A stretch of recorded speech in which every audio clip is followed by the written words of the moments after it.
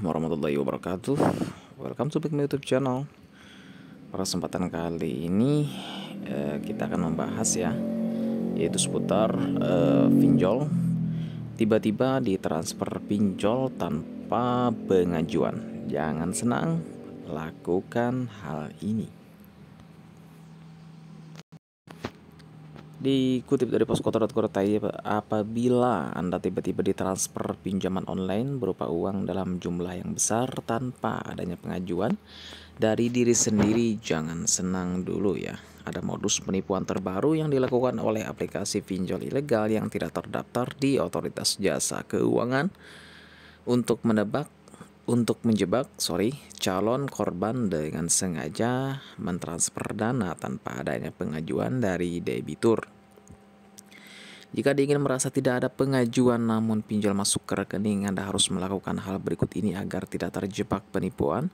Ketua Satgas Waspada Investigasi SWI Tongam L. Tobing mengimbau masyarakat untuk segera melapor kepada polisi jika menerima transfer dana tanpa pengajuan dari pinjaman online ilegal. Apabila masyarakat mengetahui nomor rekening dan bank pengirim dana tersebut, harus segera mengirimnya kembali. Kemungkinan besar modus transfer nyasar pinjol ini terjadi pada seseorang jika ia pernah mengakses suatu aplikasi dan mengisi data di aplikasi tersebut. Meskipun ia tidak mengajukan pinjaman online, data yang sudah masuk ke aplikasi pinjol ilegal akan tetap tersimpan dan dapat disalahgunakan.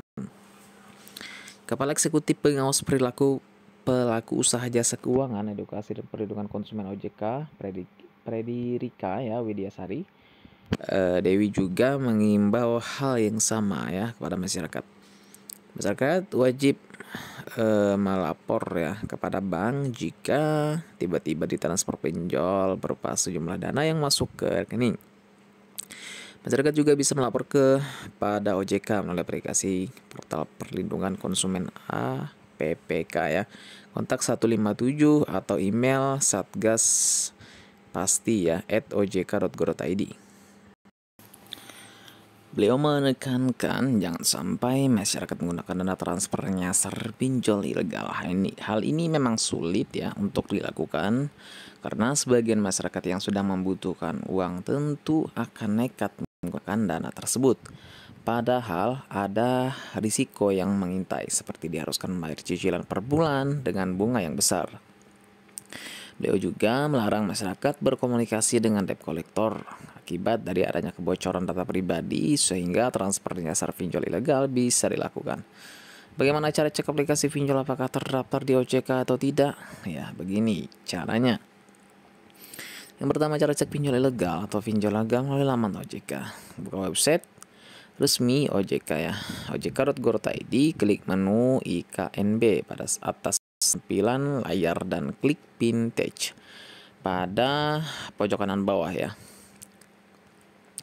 Cari dokumen daftar penyelenggara vintage lending berizin di OJK terbaru.